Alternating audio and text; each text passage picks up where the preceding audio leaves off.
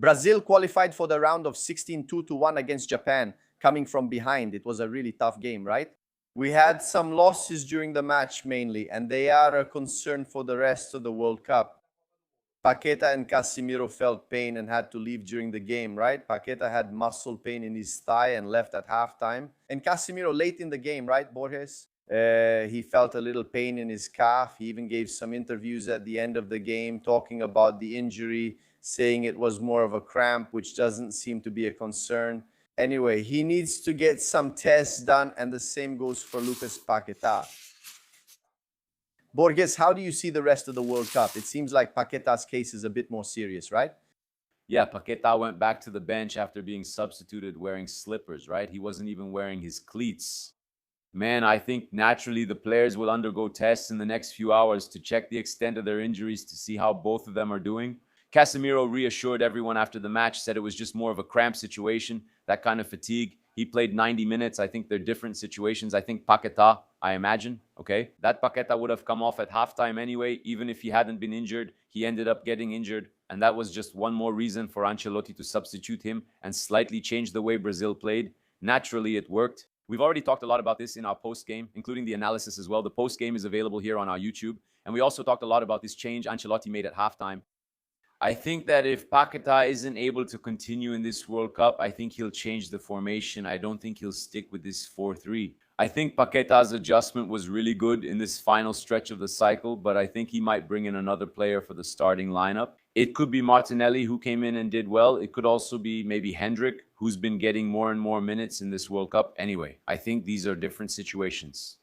Casemiro has a very clear substitute in case he can't play, in case it's something serious that he doesn't know about, right? And Fabinho is that guy. Fabinho is the player who's Ancelotti's trusted man. He went to the World Cup surprising a lot of people, especially in this final stretch of the cycle, and naturally he's a player who could make it into the starting lineup in the next games. I don't know if he still has the rhythm or strength he once had, but I think he's a viable option. And when he came in, he did well, right? Especially in the game against Morocco, Ancelotti replaced Casemiro and Fabinho came in very well, precise, with great timing, marking well, playing that holding role in front of the back line.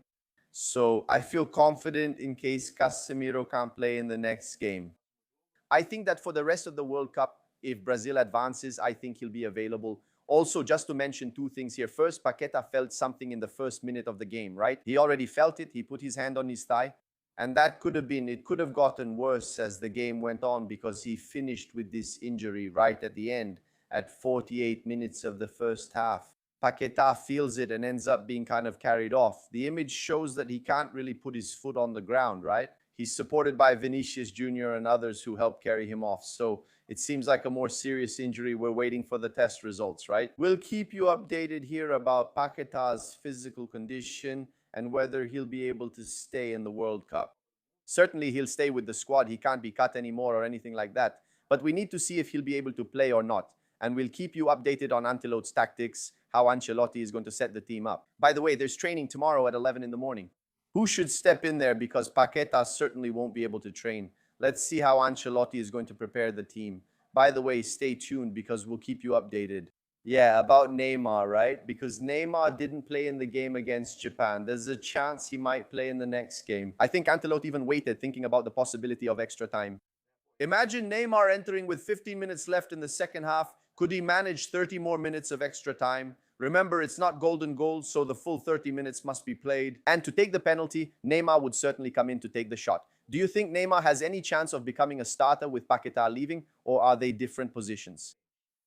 I think the positions are similar. Paquetá plays as the guy who plays behind the striker, the center forward, who right now is Matheus Cunha. I think Neymar has the ability. I don't know if he has the physical condition today to start. I don't think so. I believe that Ancelotti, especially because of the intensity he demands from the players in marking, in pressing after losing the ball, I believe that Neymar doesn't have that condition today. I think he'll go to the World Cup much fitter, with reduced playing time and naturally under these special conditions, as you mentioned, in extra time when Brazil is pressing or even coming in to take a penalty, which I'm not a big fan of because I think the player comes in out of the rhythm of the match. But anyway, it's also a possibility for Neymar to come in during the World Cup. Now, I think we have better options for that position on the bench. Maybe keep the base with three defensive midfielders, bring in Danilo Santos, the great starter, if Paquetá can't play. Anyway, I think Ancelotti has a lot of things to do, a lot of things to think about. I think we'll know much better in the next few days. The training sessions we've been showing here, Live for Everyone, haven't revealed much about this either, but they've shown some images, and Ancelotti has been doing some tests. We always bring the information here. I think Neymar today isn't fit enough today, though he has the ability to play in that position. I don't think he's fit enough. And the favorite to take Paqueta's position, who probably won't play, still hasn't been confirmed yet. Okay, guys? So we'll update you during the week, but he probably won't play, probably won't recover in time. It seems, by the way he left, it seems to be a slightly more troublesome injury, right? So just a reminder, Rafinha isn't feeling any pain anymore, so he might show up as an option on the bench. I don't know if he'll start. There's the question of match fitness, but it's a possibility. To wrap up here, what would be your option to replace Paquetá if he doesn't play? It's tough, right? I think I see the game a little differently than Ancelotti does, you know? If I were coaching Brazil in this World Cup and Paquetá was out for the next match, whether it's against Ivory Coast or Norway, I would bring in a third defensive midfielder and play Danilo Santos. But I think it really depends on the game plan that Ancelotti has in mind. Today, we saw two very different halves from Brazil. He had one idea in the first half. It didn't work out, so he changed the formation, changed the tactics, made a substitution. For the second half, he's a guy who adapts a lot to the conditions. Let's see, I think it also depends a lot on the opponent. Norway, for example, plays with two center forwards, with one of them Sorloth, almost as a winger, while Holland stays more inside the defense. Ivory Coast plays faster and uses the wings more, so strong coverage from the defensive midfielder is essential. Having three defensive midfielders makes this easier. Anyway, I think it will depend a lot on the opponent. It will depend on everything that happens from now on. I would put Danilo Santos. What about you?